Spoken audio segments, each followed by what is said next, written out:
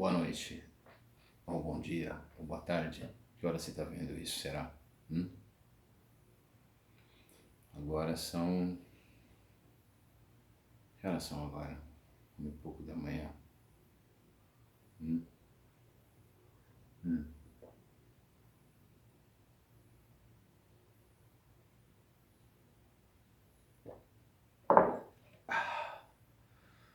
Que água espetacular.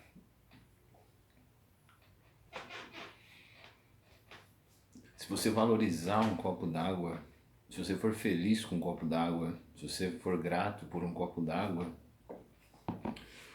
se você for grato com o vento no rosto, se você for grato com gargalhada de criança, com um filhote de bicho, com, sei lá, com a terra na sua mão, o cheiro da chuva. Se você for grato por essas coisas, né, você corre muito mais chance de viver feliz, você tem muito mais...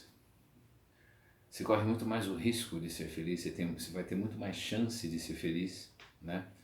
Do que se você almejasse apenas, única, exclusivamente bens materiais de grande magnitude, né? Que estão atrelados ao status e etc, etc, etc. E tudo isso, sejam as pequenas coisas, né?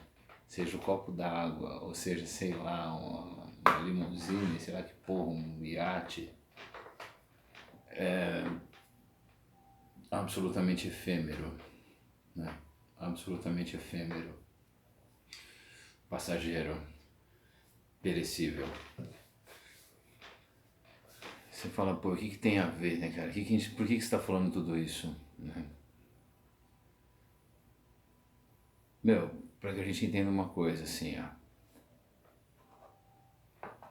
Existe um campo da filosofia que é a filosofia dos cínicos, cujo maior expoente foi um cara chamado Diógenes.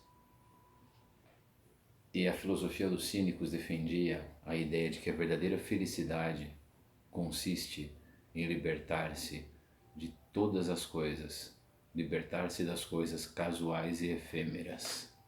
A felicidade consiste em libertar-se das coisas casuais e efêmeras. Você fala, porra, libertar-se das coisas casuais e efêmeras, dinheiro, saúde, luxo, poder, casa, cavalo, sei lá, meu, tudo, absolutamente tudo é perecível, deixa de ser. O sentido da vida seria algo como se, então quer dizer que a gente nasce para morrer? Mais ou menos. Apenas. Peraí, que filosofia é essa? A filosofia dos cínicos. A filosofia dos cínicos, ela é a seguinte, lá no primeiro vídeo nós falamos sobre a ascensão do homem mais poderoso da história da humanidade ali no século IV a.C. e um dos homens mais poderosos de toda a história da humanidade. A gente falou de Alexandre Magno lá no primeiro vídeo, filho de Filipe II da Macedônia. Aristóteles foi preceptor, foi mestre de Alexandre Magno, lembra disso?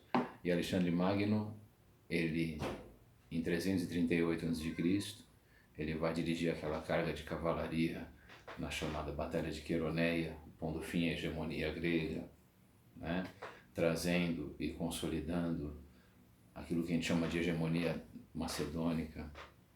Ele vai invadir o Egito e libertar o Egito dos persas, que o Egito estava sob domínio persa desde o século VII a.C., ele vai expulsar os persas do Egito, ele vai anexar a Babilônia, ele vai anexar a Pérsia, ele vai até a fronteira com a Índia, né? Montado em seu cavalo bucéfalo, cérebro de boi. Contanto que o cavalo de Alexandre morre antes dele, né? E ele foi enterrado, foi feito um mausoléu para o cavalo em homenagem a ele. E essa cidade, e uma cidade com o nome do cavalo, uma cidade chamada Bucéfala, no Paquistão, cara, essa cidade. cavalo de Alexandre Magno está enterrado. O Alexandre morreu cedo, morreu aos 33 anos de idade, muito possivelmente envenenado por um dos seus subordinados no exército, né? Ele deu uma pirada no fim da vida, né, cara? Um negócio muito louco. Ele fazia com que seus subordinados, alguns subordinados no exército, não mais prestassem continência a ele, como se presta a um general na hierarquia, né? Mas sim que o reverenciassem como um Deus vivo, né? Como uma espécie de daquilo que um César viria a ser, né? Depois no mundo romano. A gente está falando de antes do mundo romano, evidentemente, a gente está no século IV a.C. Alexandre nasceu em 356, morreu em 323 a.C. Ele morreu um ano antes de Aristóteles, né? Aristóteles morreu em 322 a.C. E nesse mundo em que o Alexandre, né, ele tá aí, digamos, em plena expansão de seu império, porque o império de Alexandre é o império das 7 maravilhas do mundo antigo, né? Pega aí as pirâmides do Egito, os jardins suspensos da Babilônia, o templo de Artemis em Éfeso, né? Que mais que você tem? Enfim, eu não vou me lembrar agora, não vou me recordar de cabeça, mas é o mundo das 7 maravilhas do mundo antigo. Tem um livro aqui que fala sobre isso, deixa eu ver. Surpresa, voltei. Voltei rapidinho, você viu? Rapidinho porra nenhuma, demorou pra caralho pra achar isso aqui. Mas ó, esse livro aqui, ó, Grandes Mistérios do Passado, eu comprei numa banca de jornal, na Vila Mariana. Como chama aquela rua? Puta, uma rua ali perto do metrô, Domingos, alguma coisa, enfim, um sebo. Paguei, sei lá, R$5. E as 7 maravilhas do mundo antigo, ó. Mausoléu de Halicarnasso, Templo de Artemis em Éfeso, né, Grécia, Colosso de Rhodes, aquela do God of War 2, né? Aquela estátua gigantesca. Farol de Alexandria, que era um farol interessante, porque o farol de Alexandria ele era um farol, mas ele funcionava só de dia, né? Por quê? Porque não era um farol com fogo, né, ali sendo alimentado o tempo todo. Ele tinha placas de bronze e o sol bate, essas placas de bronze refletem e, né, os navegantes, evidentemente, eles vão triangular a sua navegação, encontrar a cidade de Alexandria, né? Atenas também era assim.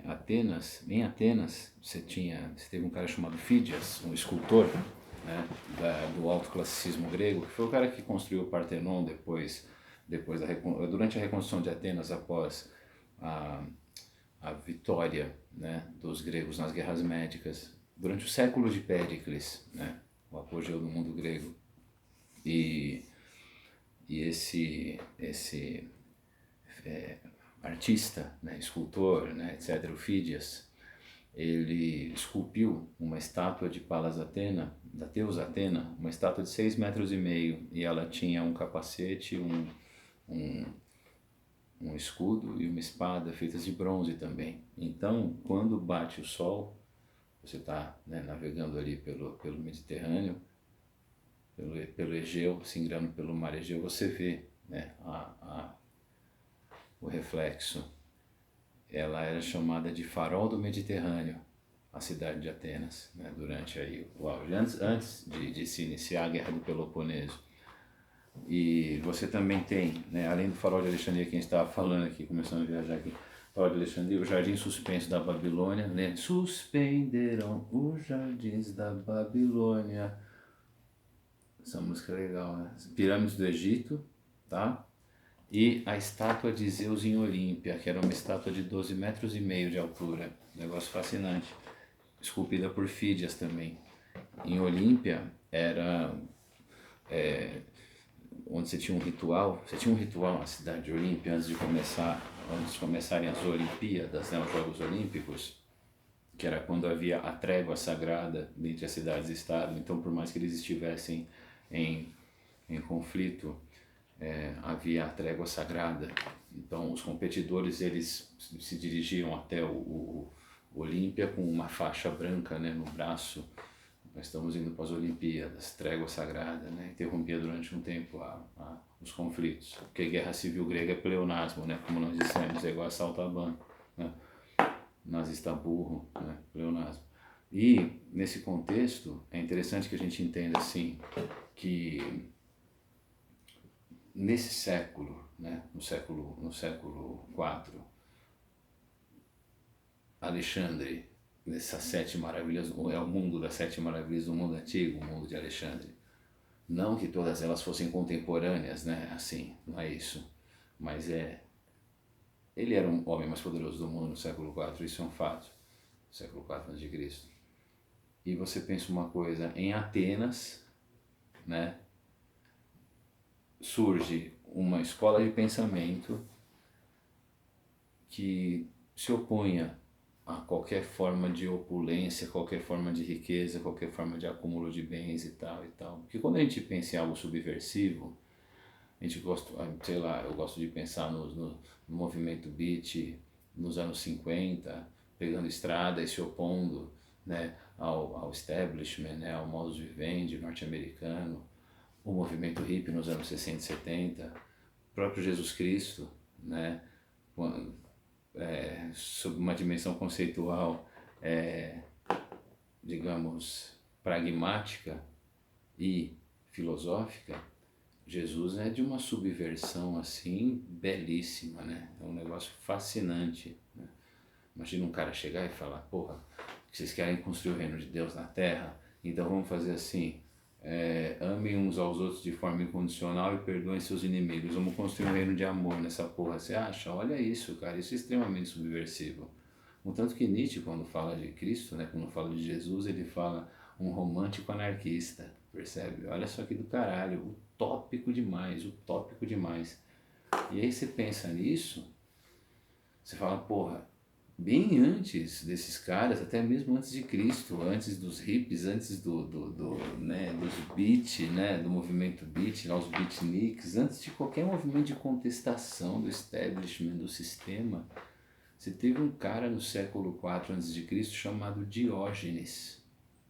E ele foi o mais célebre dentre os filósofos que eram chamados de cínicos. Cínicos. A palavra cínico, ela vem do grego kinos. O que é kinos em grego? Kinos é cachorro, é cão.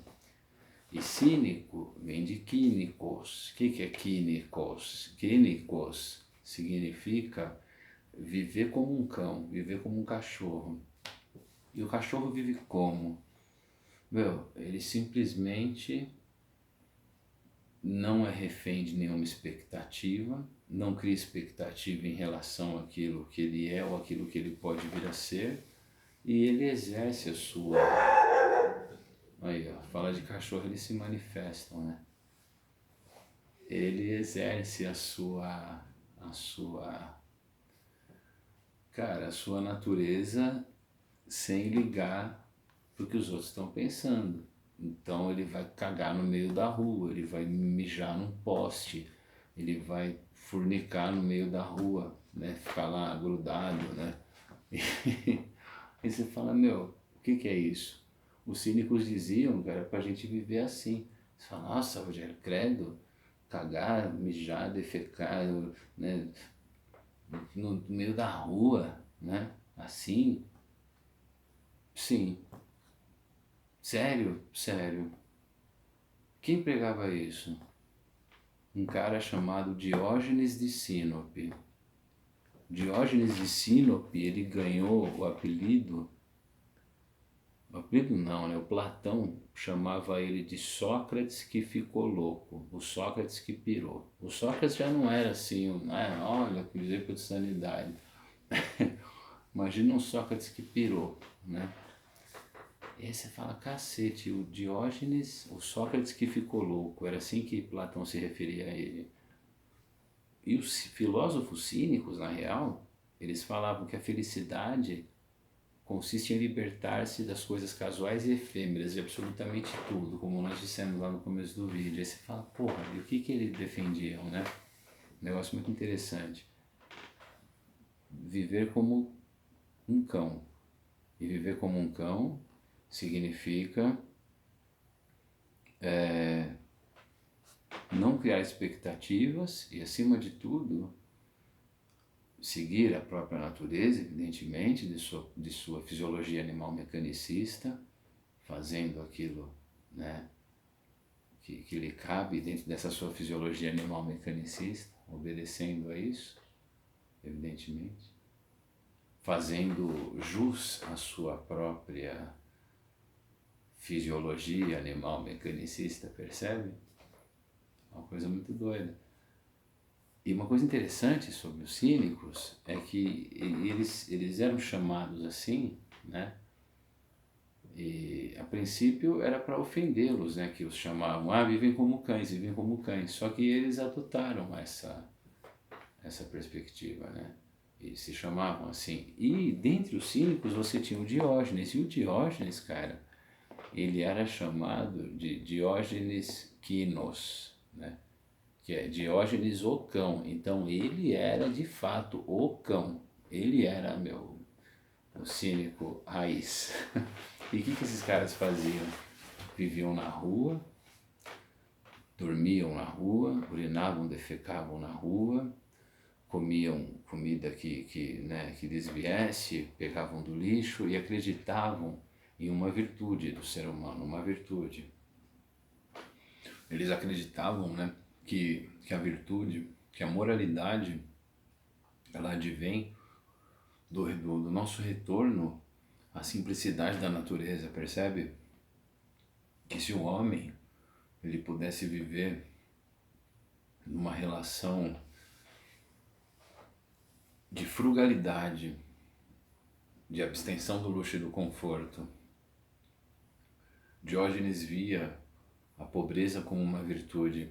O Diógenes morava num barril, cara. Você fala, tipo Chaves, né?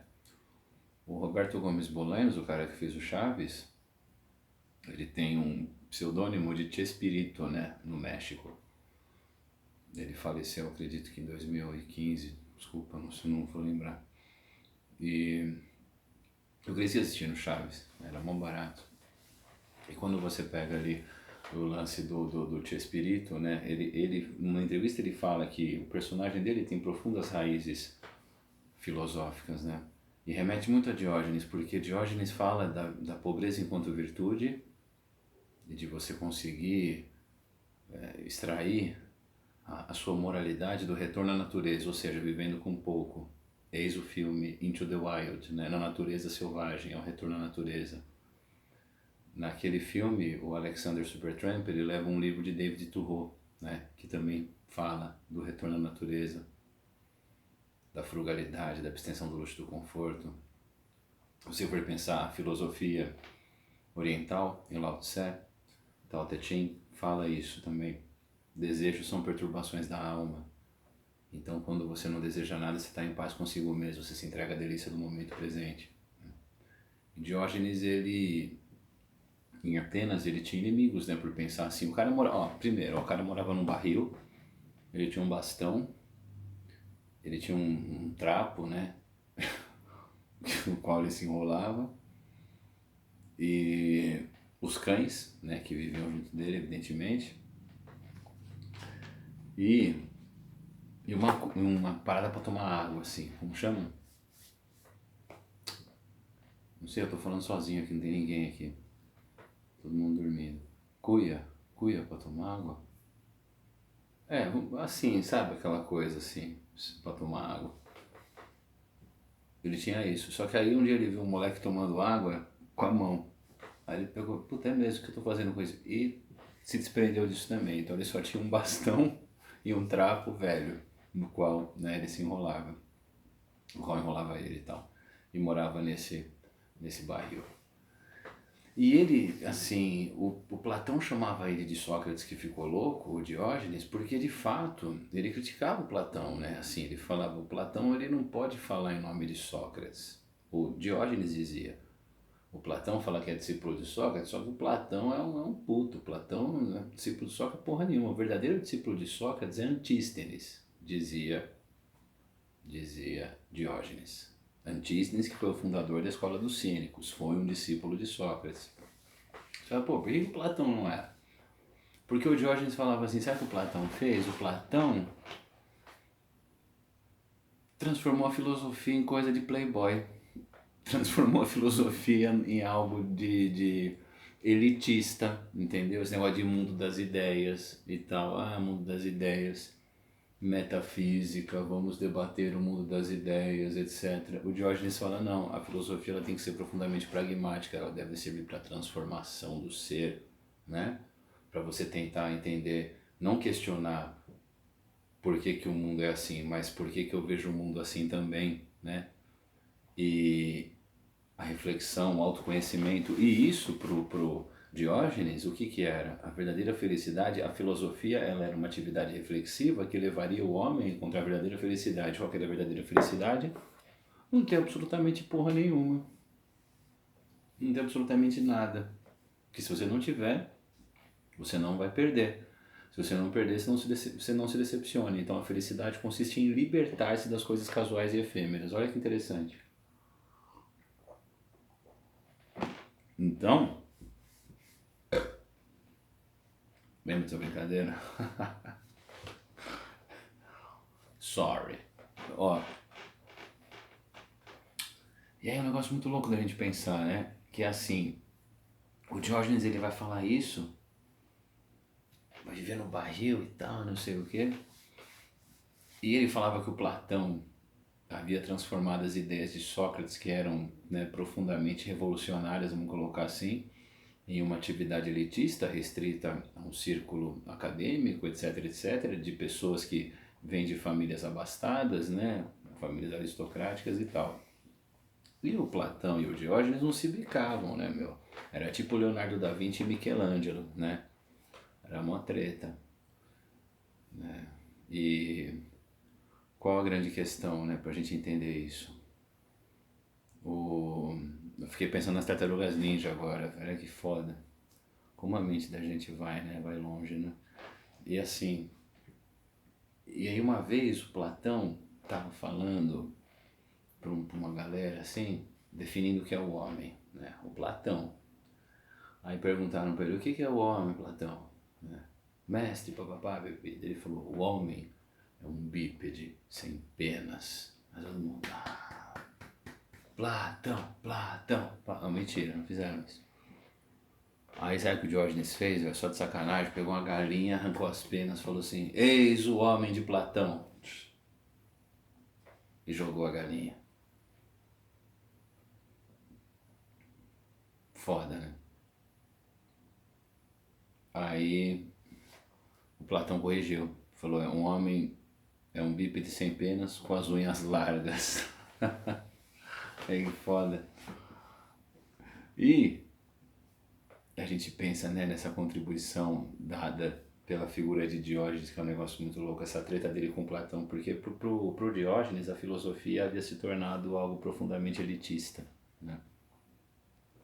Uma outra coisa muito bonita de Diógenes também, cara, é que ele, dentre aqueles filósofos da época, Platão, Aristóteles, né, que eram ali contemporâneos e tal, e vários outros, ele foi o único que se opôs à escravidão, né? O único. Os caras aceitavam a escravidão enquanto algo natural, na hierarquia, né? Na hierarquia dentre os homens, né? Dentro do cosmos e tal, aquela coisa, aquela perspectiva da racionalidade filosófica ocidental. E o Diógenes falava, não, né? Então, assim, só que curiosamente ele foi vendido como escravo. Tem uma coisa, né? Uma narrativa dessas tretas dele com o Platão, que devia ser um negócio muito louco, né? De que ele tava lavando alface, né, cara, o Diógenes. Aí o Platão chegou e falou assim, se você cortejasse o Dionísio, você não precisava estar lavando alface. Quem que era esse Dionísio? O Dionísio era um tirano, tá? De Siracusa. Inclusive o Platão tentou fazer dele um rei filósofo naquele projeto de Platão, a República. Vai lá no vídeo de Platão, Platão parte 2, a gente fala disso. E aí, meu, o Platão falou pra ele, né, se você cortejasse o Dionísio, você não ia estar lavando alface. Aí o Diógenes falou, se você lavasse alface, você não precisava ficar cortejando o Dionísio, né? Então são questões assim interessantíssimas que você tem. O Diógenes ele foi vendido como escravo, cara, né, pra você ter noção. Depois ele se torna preceptor de um jovem ele se torna... A escola dele, né, a escola dos cínicos, ela vai permanecer enquanto uma herança muito significativa, no qual ele vai continuar dizendo que o único e verdadeiro discípulo de Sócrates de verdade foi Antístenes. E ele vai ser... Diógenes vai ser mestre de Crates de Tebas. Crates de Tebas vai ser mestre de Zenão de Cítio. E Zenão é o precursor da filosofia estoica, né, que a gente vai estudar aí no próximo vídeo. Mas só para a gente encerrar, tem uma passagem muito interessante da vida de Diógenes, né? Diógenes, quando estava prestes a morrer, quando estava bem velhinho, perguntaram assim para ele: o que você quer que faça com o seu corpo quando você morrer? Ele falou: eu quero que vocês me joguem fora dos muros da cidade, porque toda cidade antiga, toda cidade-estado da antiguidade era murada, né? Tebas não, Constantinopla tinha 60 quilômetros de muralhas. E aí... Eu falei assim: eu quero que você pegue meu corpo e jogue fora das muralhas da cidade, para que os animais me comam. Né?